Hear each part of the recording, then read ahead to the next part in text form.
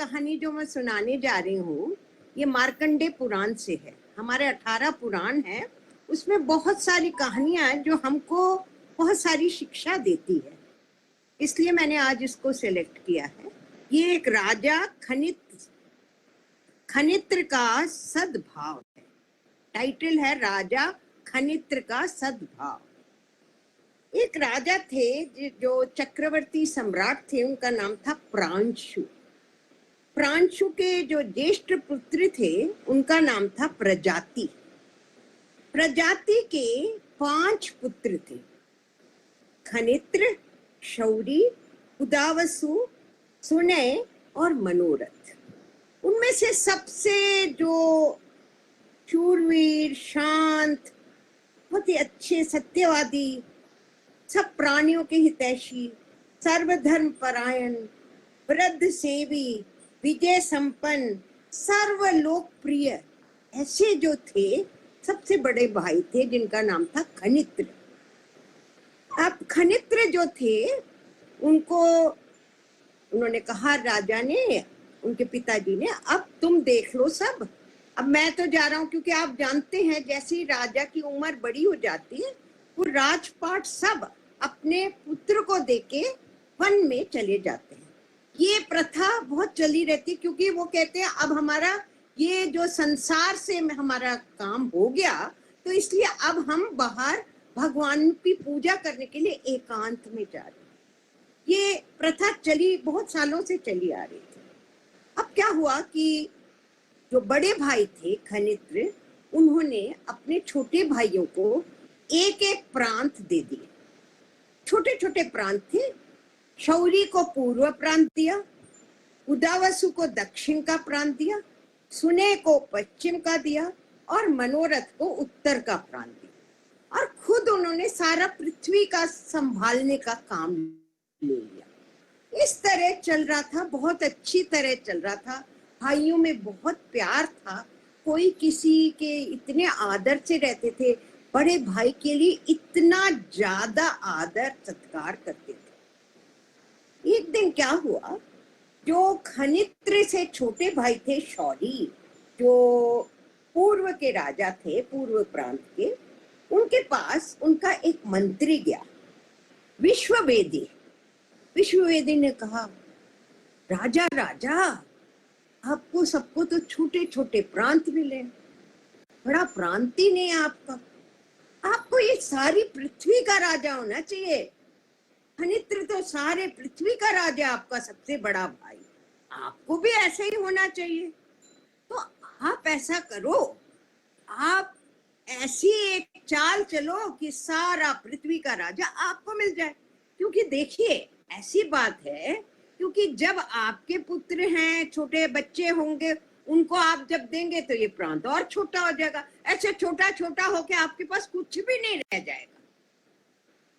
खनित्र जो ये शौरी जो थे, वो अपने भाइयों को बहुत प्यार करते। उन्हें कहा, नहीं, मैं ये काम नहीं कर सकता, मेरे भाई, मैं उनका अनुज हूँ और मैं उनको बहुत ही ज्यादा आदर करता हूँ, मैं कभी ऐसा काम नहीं करूंगा। अब विश्ववेदी के जो मन में, जो मंत्री थे, उनके मन में तो बुरी बात आई गई थी। उन्होंने कहा, राजा तो मेरी बात नहीं मान रहे।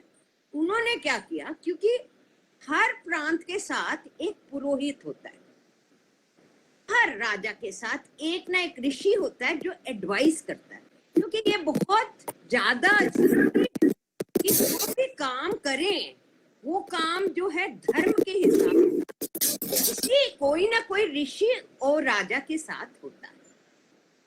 तो क्या हुआ कि अब विश्ववेदी ने कहा, अपने सारे लोगों को इकट्ठा किया और दूसरे प्रजा के लोगों को भी, जो पूर्व के थे, उत्तर के थे, दक्षिण के थे, वहां सबसे लोगों को इकट्ठा कर लिया और अपना एक गुट बना लिया और ऐसे ऐसे तंत्र मंत्र जप के प्रार्थना करने लगे। इसमें से ऐसे ऐसे राक्षस पता नहीं क्या क्या आए और उनको कहने लगे, जाओ अब ये शौरी राजा को, खनित्र को, सबको मार डालो। मगर ये जो भाई 5 थे उन्होंने इतने सत्कर्म और हर टाइम पुण्य कर्म करते थे, उनको कोई मार नहीं सकती थी, आसुरी शक्ति कोई नहीं मार सकती थी, क्योंकि ऐसे ही राजा जो थे, जो भाई आपस में प्रेम करें और दूसरा भगवान के ऊपर और धर्म के ऊपर चलाएं अपने राज्य को, उनका कुछ नहीं हो सकता। हुआ क्या, उल्टा पड़ गया। ये अब ये आसुरी शक्तियां वापस गई और उन्होंने जो सारे आए थे पुरोहित दूसरे सारे प्रांत से ये यज्ञ करने के लिए, उन सबको भी मार दिया, और विश्ववेदी जिसने ये सारा चक्रव्यूह बनाया था उसको भी मार डाला। अब क्या हुआ, एकदम से शौरी घबरा गए, ये क्या हो गया। उन्होंने अपने बड़े भाई खनित्र को जाके कहा, खनित्र भैया ऐसे ऐसे हो गया, आपके पुरोहित भी मर गए, आपके और लोग भी मर गए, सब प्रांत से बहुत सारे लोग मर गए। तो जो वशिष्ठ मुनि थे वो खनित्र राजा के पुरोहित थे, उन्होंने उनको बुलाया, आप बता सकते हैं ये सब क्यों हुआ। उन्होंने कहा, मैं अपने बता सकता हूँ, क्योंकि मेरे को सब दिख रहा हुआ क्या। ये जो विश्ववेदी है, इसने सब ये गलत काम, आसुरी काम करवाए और वो उसके ऊपर ही पड़ गया। एकदम से जानते हो, अभी के राजा ऐसा कोई नहीं करेंगे, मगर खनित्र ने कहा, मेरे इस सारे 5 राज्यों में ऐसा हुआ, मैं तो बहुत पापी हूँ। उन्होंने वशिष्ठ जी को कहा, मैं पापी हूँ कि हमारे राज्य में ऐसे लोग थे जो ऐसा पाप का कर्म कर सकते, तो मैं अब ये पृथ्वी को नहीं संभालूंगा, मैं इसके लायक नहीं। उन्होंने वशिष्ठ जी से आज्ञा ली, उनसे लेके वो वन में चले गए और एकांत निवास में रहते हुए उन्होंने इतनी भगवान की तपस्या की कि भगवान जो ये पाप हुआ है उसको आप प्लीज इसको क्षमा करें। करके उन्होंने अपने आप को इतना क्षीण कर लिया, कहते हैं उसके बाद उनको भगवत प्राप्ति हो गई। तो ऐसे थे उस वक्त के राजा। देखिए हुआ क्या, भाइयों में कभी लड़ाई हो सकी, यहाँ तक कि भी मंत्री ने इतना उकसाया उस भाई को जाके कि अपने बड़े भाई से लड़ो। उन्होंने एक बारी भी उनके मन में ऐसी भावना ही नहीं आई, क्योंकि 5 भाई जो थे वो पुण्यात्मा ही थे। ऐसे थोड़ी हो सकता है कि वो दूसरे भाई का कुछ भी काम बुरा करें।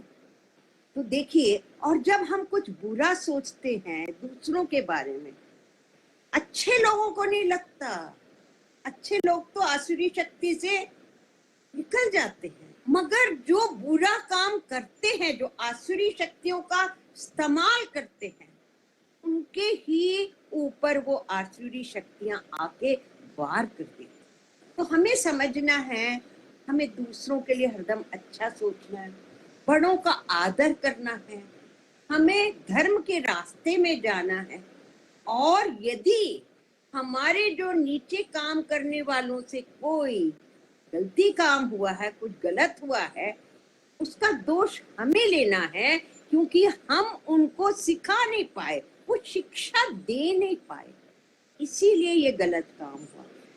ऐसे हमें इससे बहुत अच्छी शिक्षा मिलती है। हर पुराण में जो कहानियां हैं, कोई ना कोई अच्छी शिक्षा हमें देके जाते हैं। नमस्कार।